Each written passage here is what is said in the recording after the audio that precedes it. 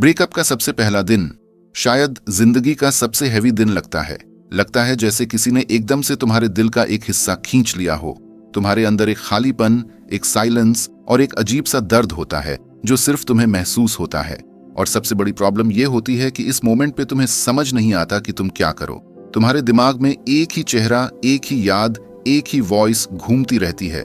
इसलिए ब्रेकअप के तुरंत बाद के पहले 3 दिन तुम्हारी हीलिंग जर्नी के लिए सबसे इंपॉर्टेंट होते हैं। ये 3 दिन तुम्हें या तो तोड़ देंगे या तुम्हें दोबारा उठने की शुरुआत करा देंगे। सबसे पहले तुम्हें यह समझना होगा कि तुम जो फील कर रहे हो वो नॉर्मल है।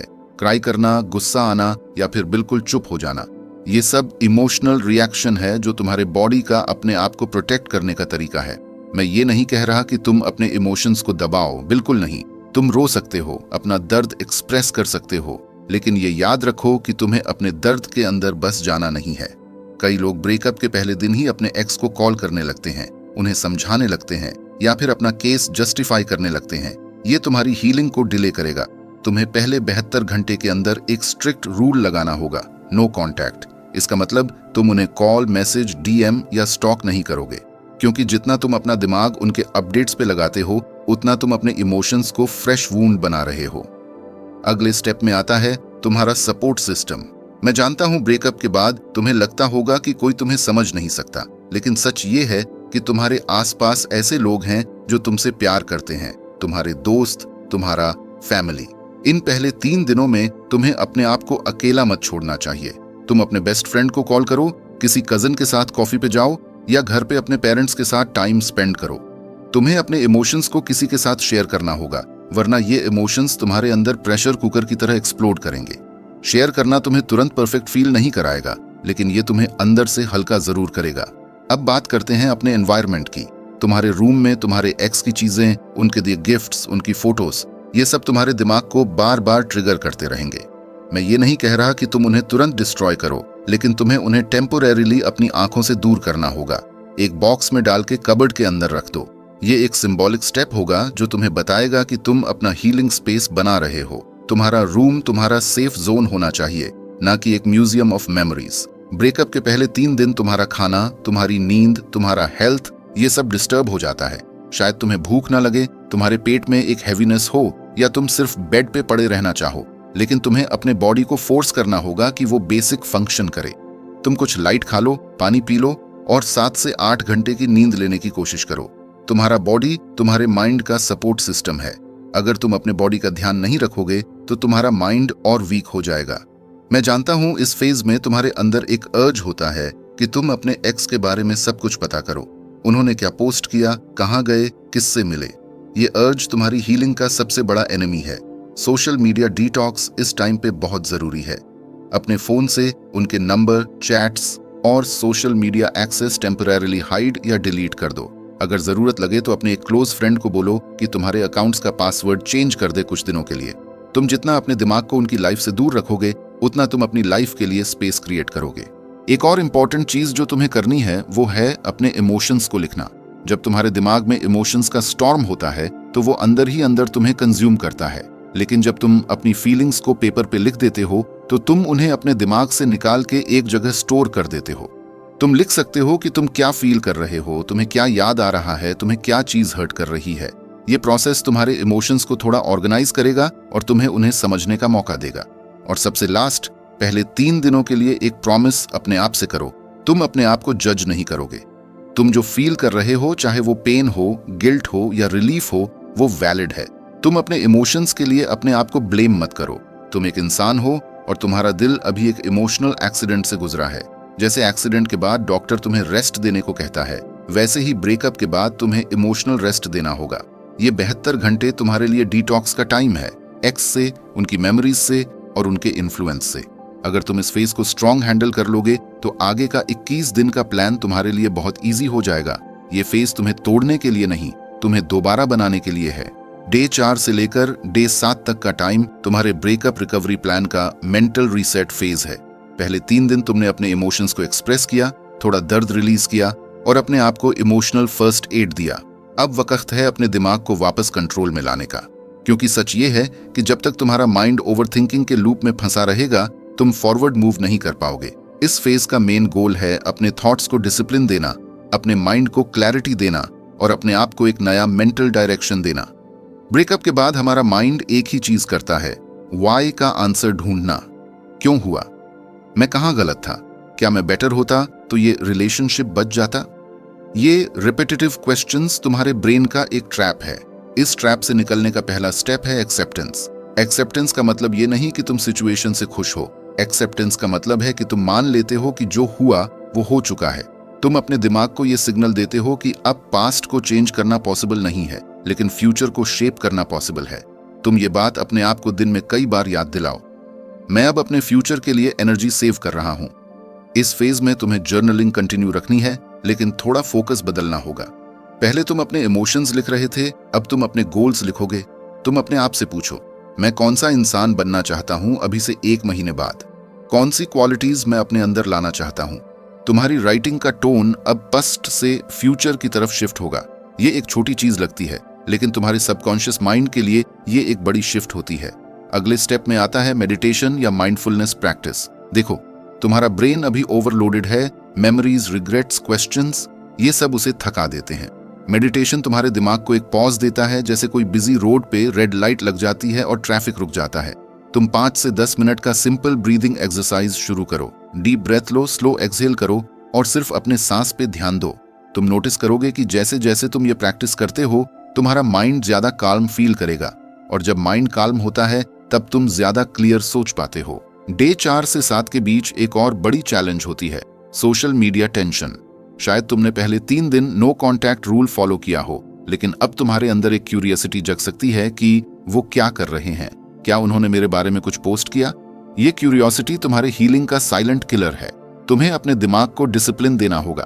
तुम अपने फोन का स्क्रीन टाइम लिमिट सेट करो, या अपने सोशल मीडिया एप्स टेम्पोरेरीली डिलीट कर दो, या फिर अपने एक दोस्त को बोलो कि तुम्हें रिमाइंड करे जब भी तुम ये रूल तोड़ने की कोशिश करो। मेंटली रीसेट का एक और इंपॉर्टेंट पार्ट है ग्रैटिट्यूड प्रैक्टिस। तुम सोच रहे होगे, मैं ब्रेकअप के पेन में हूं, ग्रैटिट्यूड कैसे फील करूं? लेकिन यही तुम्हारे हीलिंग का मैजिक पॉइंट है। जब तुम अपने ब्रेन को इंटेंशनली पॉजिटिव चीजों पे फोकस करना सिखाते हो, तुम्हारे दिमाग के नेगेटिव थॉट पैटर्न्स वीक होने लगते हैं। दिन में 3 चीजें लिखो जिनके लिए तुम ग्रेटफुल हो। ये तुम्हारे दोस्त हो सकते हैं, तुम्हारा हेल्थ, तुम्हारा करियर, या सिर्फ ये कि तुम अभी भी ब्रीथ कर रहे हो। ये एक्सरसाइज तुम्हें रिमाइंड करेगी कि तुम्हारी लाइफ सिर्फ ब्रेकअप तक लिमिटेड नहीं है। इस मेंटल रीसेट फेज में एक और चीज बहुत जरूरी है, अपने आप से बात करना, लेकिन एक सपोर्टिव दोस्त की तरह। जब तुम अपने आप को ब्लेम करते हो, तुम अपना दर्द डबल करते हो, लेकिन जब तुम अपने आप से पॉजिटिव सेल्फ टॉक करते हो, तुम अपना हीलिंग प्रोसेस स्पीड अप करते हो। मिरर के सामने खड़े हो के अपने आप से बोलो, मैं स्ट्रांग हूं, मैं इस फेज से निकल सकता हूं, मैं डिजर्व करता हूं खुश रहना। शुरू में ये चीजी लग सकता है, लेकिन तुम्हारा ब्रेन ये पॉजिटिव एफर्मेशंस एक्सेप्ट करने लगेगा और तुम्हारा कॉन्फिडेंस स्लोली वापस आएगा। अब बात करते हैं एक छोटी सी लेकिन पावरफुल टेक्निक की, रिप्लेसमेंट एक्टिविटीज। तुम्हारे माइंड में जब भी एक्स की याद आती है, तुम उस मोमेंट को एक एक्टिविटी से रिप्लेस करो। जैसे तुम्हारे दिमाग में एक मेमोरी आई, तुम तुरंत 20 पुशअप करो, या एक मोटिवेशनल पॉडकास्ट प्ले करो, या एक दोस्त को कॉल करो। ये तुम्हारे ब्रेन को एक हैबिट सिखाता है कि वो नेगेटिव थॉट को एक प्रोडक्टिव एक्शन से रिप्लेस करे। 3 से 4 दिन में तुम नोटिस करोगे कि तुम्हारा दिमाग अपने आप इस पैटर्न को फॉलो करने लगेगा। चौथे दिन से 7 का ये फेज तुम्हारे लिए एक मानसिक गेम की तरह है। जितना तुम अपने मन को ट्रेन करोगे, उतना तुम मानसिक रूप से मजबूत बनोगे। तुम्हारी सोच अब शिकार है मोड से वॉरियर मोड में शिफ्ट होने लगेगी, और ये शिफ्ट ही तुम्हें आगे के डेज में अपना लाइफ कंट्रोल वापस लेने का स्ट्रेंथ देगी। तुम ये समझ लो कि ब्रेकअप तुम्हारी लाइफ का फुल स्टॉप नहीं है, ये सिर्फ एक कॉमा है, और मेंटल रीसेट का ये फेज तुम्हारे सेंटेंस को दोबारा लिखने का मौका दे रहा है। इस वक्त तुम जितनी एनर्जी अपने दिमाग को हील करने में लगाओगे, उतना ही तुम्हारा फ्यूचर ज्यादा ब्राइट होगा। डे 8 से लेकर डे 14 तक का टाइम तुम्हारे ब्रेकअप हीलिंग जर्नी का टर्निंग पॉइंट होता है। पहले 7 दिन तुमने अपने इमोशंस को समझा, अपने माइंड को काल्म किया और ओवर थिंकिंग को कंट्रोल करने की प्रैक्टिस शुरू की। अब वक्त है अपनी लाइफ का स्टीयरिंग व्हील वापस अपने हाथ में लेने का, क्योंकि जब तक तुम अपने रूटीन, हैबिट्स और डेली एक्शंस का कंट्रोल वापस नहीं लेते, तुम ब्रेकअप के दर्द से पूरा निकल नहीं पाओगे। इस फेज का मेन फोकस है एक्शन लेना, ऐसे एक्शंस जो तुम्हें फिजिकली, मेंटली और इमोशनली स्ट्रांग बनाए। सबसे पहला स्टेप है अपना डेली रूटीन दोबारा सेट करना। ब्रेकअप के बाद ज्यादातर लोग अपना टाइम रैंडम तरीके से स्पेंड करते हैं। लेट उठना, बेड पे फोन स्क्रॉल करते रहना, मील्स स्किप करना या पूरा दिन उदासी में डूब जाना। लेकिन तुम्हें यह समझना होगा कि हीलिंग के लिए डिसिप्लिन जरूरी है। तुम अपने लिए एक फिक्स्ड वेकअप टाइम सेट करो, एक हेल्थी ब्रेकफास्ट प्लान करो और दिन का एक टू डू लिस्ट बनाओ। छोटे छोटे काम कंप्लीट करने का सेटिस्फैक्शन तुम्हारे ब्रेन को डोपामीन देता है, जो तुम्हारी मूड और मोटिवेशन दोनों को इंप्रूव करता है। इस वीक का एक बहुत इंपॉर्टेंट एलिमेंट है फिजिकल एक्टिविटी। जब तुम अपने बॉडी को एक्टिव रखते हो, तुम्हारा माइंड ऑटोमेटिकली बेटर फील करता है। चाहे तुम जिम ज्वाइन करो, जॉगिंग करो, योगा करो या सिर्फ 30 मिनट वॉक करो, तुम नोटिस करोगे कि तुम्हारे अंदर एक फ्रेश एनर्जी आ रही है। साइंस के अकॉर्डिंग एक्सरसाइज एंडोर्फिन्स रिलीज करता है, जो तुम्हारे स्ट्रेस लेवल को कम करता है और हैप्पीनेस हार्मोन्स को एक्टिवेट करता है। और ऑनेस्टली, एक हेल्थी बॉडी तुम्हें मिरर में देखते ही प्राउड फील कराती है। दिन 8 से 14 के बीच तुम्हें अपने हॉबीज और इंटरेस्ट्स पे दोबारा फोकस करना होगा। ब्रेकअप के बाद एक बड़ी प्रॉब्लम यह होती है कि तुम्हारा पूरा फोकस एक इंसान से हटाकर एक खाली स्पेस क्रिएट हो जाता है। उस खाली स्पेस को तुम्हें पॉजिटिव एक्टिविटीज से फिल करना होगा। शायद तुम्हें गिटार बजाना पसंद था, पेंटिंग का शौक था, कुकिंग ट्राई करना चाहते थे या फोटोग्राफी सीखना चाहते थे। ये वीक तुम्हारे लिए अपने पुराने पैशंस को रिवाइव करने या नए स्किल्स सीखने का परफेक्ट टाइम है। जब तुम किसी क्रिएटिव एक्टिविटी में एंगेज होते हो, तुम अपने दिमाग को प्रोडक्टिव और पॉजिटिव डायरेक्शन देते हो। इस फेज का एक और क्रूशियल स्टेप है अपने प्रोफेशनल लाइफ पे फोकस करना। चाहे तुम स्टूडेंट हो या जॉब करते हो, ब्रेकअप का दर्द तुम्हारे वर्क परफॉर्मेंस पे इम्पैक्ट डालता है। लेकिन अब तुम्हें अपने काम को अपना एस्केप बनाना होगा। तुम अपने करियर गोल्स लिखो, उन पे काम करना शुरू करो और अपने परफॉर्मेंस को अपग्रेड करो। तुम्हारा काम तुम्हें एक सेंस ऑफ पर्पस देगा, जो तुम्हारी हीलिंग जर्नी को फास्ट करेगा। दिन 8 के बाद तुम अपने सोशल सर्कल को दोबारा एक्टिवेट करना शुरू करो। फ्रेंड्स के साथ टाइम स्पेंड करो, फैमिली के साथ आउटिंग्स प्लान करो या एक छोटी सी ट्रिप पे चलो। सोशल इंटरेक्शंस तुम्हारे माइंड को डिस्ट्रैक्ट करते हैं और तुम्हें रिमाइंड करते हैं कि तुम्हारी लाइफ में रिलेशनशिप्स सिर्फ रोमांटिक पार्टनर तक लिमिटेड नहीं है। तुम्हारे पास दोस्त हैं जो तुम्हें सपोर्ट करते हैं, फैमिली है जो तुम्हें अनकंडीशनल प्यार देती है। एक बहुत इंपॉर्टेंट चीज जो तुम्हें इस फेज में करनी होगी, वो है अपने एक्स के बारे में मेंटल बाउंड्रीज सेट करना। हो सकता है अभी भी तुम्हें उनकी याद आ रही हो, लेकिन अब तुम्हें अपने माइंड को ट्रेन करना होगा कि वो एनर्जी वेस्ट ना करे। जब भी तुम्हारे माइंड में उनकी मेमोरी आए, तुम अपने आप से बोलो, वो चैप्टर खत्म हो चुका है, अब मैं अपना नया चैप्टर लिख रहा हूँ। ये सिंपल रेपिटेशन तुम्हारे ब्रेन को स्लोली रीप्रोग्राम करेगा। सेल्फ केयर को इस वीक में प्रायोरिटी बनाओ। ये सिर्फ स्पा या ग्रूमिंग तक लिमिटेड नहीं है, बल्कि अपने लिए इमोशनली सेफ स्पेस क्रिएट करना भी सेल्फ केयर का पार्ट है। अपने रूम को क्लीन करो, अपने वार्डरोब को ऑर्गेनाइज करो, अपना फेवरेट परफ्यूम लगाओ और अपने लिए एक हेल्थी डिनर बनाओ। तुम्हें लग सकता है कि ये छोटी छोटी चीजें इनसिग्निफिकेंट हैं, लेकिन ये तुम्हारे सबकॉन्शियस माइंड को ये मैसेज देती हैं कि तुम अपने आप को वैल्यू करते हो। डे 8 से 14 तुम्हारे लिए एक टेस्ट पीरियड है। तुम्हारा गोल ये होना चाहिए कि तुम अपना मैक्सिमम टाइम प्रोडक्टिव एक्टिविटीज में लगाओ, चाहे वो काम हो, हॉबीज हो या फिटनेस। तुम जितना ज्यादा अपना टाइम पर्पसफुल बनाते हो, उतना ही कम तुम्हारे पास नेगेटिव थॉट्स के लिए जगह बची रहेगी। यही वो वीक है जिसमें तुम अपने ब्रेकअप के दर्द को एक ग्रोथ अपॉर्चुनिटी में कन्वर्ट कर सकते हो। और याद रखो, ये प्रोसेस एक रेस नहीं है। तुम्हें अपने पेस पे चलना होगा, लेकिन तुम्हें हर दिन अपने पास्ट से एक कदम दूर और अपने फ्यूचर के करीब बढ़ना होगा। जब तुम ये वीक कंप्लीट करोगे, तुम नोटिस करोगे कि तुम पहले से ज्यादा कॉन्फिडेंट, एक्टिव और फोकस्ड हो।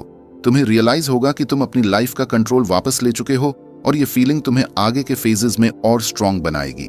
दिन 15 से 18 का फेज तुम्हारे ब्रेकअप रिकवरी जर्नी का सबसे संवेदनशील और सबसे शक्तिशाली हिस्सा है। इस वक्त तुम भावनात्मक रूप से थोड़ा स्थिर हो चुके हो, तुम्हारा रूटीन वापस ट्रैक पे आने लगा है और तुमने अपनी लाइफ का कंट्रोल थोड़ा वापस ले लिया है। अब वक्त है अपने दिल और दिमाग की डीपर लेवल पे हीलिंग करने का, क्योंकि सिर्फ सरफेस लेवल पे मूव ऑन करना काफी नहीं होता। अगर तुम अंदर से हील नहीं करोगे, तो तुम या तो अपने पास्ट के पेन को कैरी करते रहोगे या फिर फ्यूचर रिलेशनशिप्स में वही वुंड्स रिपीट होंगे। सबसे पहले तुम्हें ग्रैटिट्यूड प्रैक्टिस स्टार्ट करनी है। ये सिंपल लगता है, लेकिन इसका इम्पैक्ट बहुत डीप होता है। रोज सुबह या रात को एक नोटबुक में लिखो कि तुम किन 5 चीजों के लिए थैंकफुल हो। ये चीजें छोटी सी हो सकती हैं, जैसे आज का मौसम अच्छा था, एक दोस्त ने तुम्हें कॉल किया या तुमने अपना फेवरेट खाना खाया। जब तुम्हारा माइंड ग्रैटिट्यूड पे फोकस करता है, तो तुम अपने पेन को नेचुरली कम करते हो, क्योंकि तुम्हारा अटेंशन लॉस पे नहीं, ब्लेसिंग्स पे होता है। ये प्रैक्टिस तुम्हारे ब्रेन की इमोशनल वायरिंग को पॉजिटिव डायरेक्शन में शिफ्ट कर देती है। अगला स्टेप है मिरर टॉक थेरेपी। रोज 5 से 10 मिनट के लिए मिरर के सामने खड़े हो जाओ। अपनी आंखों में देखो और अपने आप से बात करो। शुरू में ऑकवर्ड लगेगा, लेकिन धीरे धीरे तुम रियलाइज करोगे कि तुम अपने बेस्ट सपोर्टर बन सकते हो। मिरर टॉक का मेन मकसद है अपने आप को एक्सेप्ट करना और अपने आप को एफर्मेशंस देना, जैसे मैं स्ट्रांग हूं, मैं लव डिजर्व करती हूं, मैं अपने पास्ट को छोड़ रही हूं। ये एक्सरसाइज तुम्हारे सबकॉन्शियस माइंड को डायरेक्टली रीप्रोग्राम करती है। इस फेज का एक और हीलिंग टूल है फॉरगिवनेस प्रैक्टिस। बहुत लोग मूव ऑन इसलिए नहीं कर पाते क्योंकि उनके दिल में रिजेंटमेंट या गिल्ट बचा होता है। हो सकता है तुम अपने एक्स से गुस्सा हो या अपने आप को ब्लेम कर रहे हो, लेकिन यह समझना जरूरी है कि फॉरगिवनेस का मतलब ये नहीं कि तुम उनके एक्शंस को अप्रूव कर रहे हो। फॉरगिवनेस का मतलब है तुम अपने दिल का बोझ हल्का कर रहे हो। तुम चाहे लिख के एक लेटर बना दो जो तुम कभी भेजोगे नहीं, या मेडिटेशन में इमेजिन करो कि तुम अपने एक्स को मैं तुम्हें माफ करता हूं कह रहे हो। ये प्रोसेस तुम्हें अंदर से फ्री करेगा। विजन बोर्ड बनाना भी इस स्टेज का एक पावरफुल एक्सरसाइज है। तुम अपने फ्यूचर को विजुअलाइज करो, कैसे तुम अपनी बेस्ट हेल्थ में हो, एक लविंग और हेल्थी रिलेशनशिप में हो, अपने करियर में सक्सेसफुल हो। मैगजीन से पिक्चर्स कट करो या ऑनलाइन इमेजेस प्रिंट करो और एक बोर्ड पे स्टिक करो। हर दिन उस विजन बोर्ड को देखो और फील करो कि तुम ऑलरेडी उस लाइफ में हो। ये तुम्हारे ब्रेन को एक नया डायरेक्शन देता है जो तुम्हें नेचुरली पॉजिटिव एक्शंस लेने पे मजबूर करेगा। डे 15 से 18 के बीच तुम्हें अपने माइंड को साइलेंस देने का भी प्रैक्टिस करना होगा। मेडिटेशन यहाँ बहुत काम आता है। सिर्फ 10 से 15 मिनट के लिए आईज क्लोज करके डीप ब्रेथ्स लो, अपने थॉट्स को आने दो और जाने दो बिना उन पे रिएक्ट किए। तुम नोटिस करोगे कि तुम्हारा माइंड थोड़ा थोड़ा काल्म होने लगा है। मेडिटेशन तुम्हें प्रेजेंट मोमेंट में रहना सिखाता है, जहां न तुम अपने पास्ट के पेन में हो न फ्यूचर के फियर में, सिर्फ यहां और अब। एक और चीज जो तुम्हें इस फेज में हेल्प करेगी वो है इमोशनल रिलीज एक्टिविटीज। कभी कभी पेन को रिलीज करना जरूरी होता है, वरना वो तुम्हारे अंदर प्रेशर कुकर की तरह जम जाता है। तुम लिख के अपने फीलिंग्स निकाल सकते हो, जर्नलिंग या किसी ट्रस्टेड दोस्त से डीप बात कर सकते हो। कभी कभी सिर्फ रो लेना भी हीलिंग का एक फॉर्म है। अपने इमोशंस को सप्रेस मत करो, उन्हें फ्लो होने दो ताकि तुम्हारा सिस्टम उन्हें प्रोसेस करके रिलीज कर सके। इस वीक का एक सटल लेकिन इंपॉर्टेंट स्टेप है अपने आप को प्यार देना। तुम अपने लिए एक सेल्फ डेट प्लान करो, एक कॉफी शॉप जाओ, अपना फेवरेट मूवी देखो या एक सोलो डिनर करो। ये तुम्हें ये फील कराता है कि तुम्हें खुश होने के लिए किसी और की जरूरत नहीं है। जब तुम अपने साथ कंफर्टेबल हो जाते हो तो तुम्हें फ्यूचर में हेल्थी और नॉन डिपेंडेंट रिलेशनशिप्स अट्रैक्ट करना इजी लगता है। डे 15 से 18 के एंड तक तुम फील करोगे कि तुम इमोशनली हल्कापन महसूस कर रहे हो। शायद अभी भी कभी कभी दर्द आएगा, लेकिन तुम्हारे पास उस दर्द को हैंडल करने के टूल्स होंगे।